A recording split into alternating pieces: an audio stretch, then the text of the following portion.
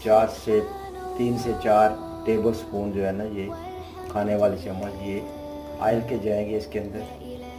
और इसको थोड़ी बुनाई करूँगा मैं जी। ये ऑयल डाल दिए, बस थोड़ी सी बुनाई होगी इसको। ये इसकी बुनाई हो रही है, देखें ये भी इसका ऊपर आ रहा है।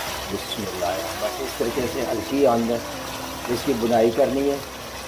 जब ये सुस्त हो जाए, घी इसका ऊपर आ जाए अच्छी तरह, प्याज टमाटर भी इसके साथ मैश हो जाए, तो फिर इसके बाद इसके अंदर आलू डालेंगे जी। बस ये 1-2 मिनट में हो जाएगी इसकी बुनाई जब मुकम्मल।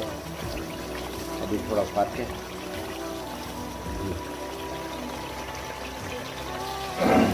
बिस्मिल्लाह जी। ये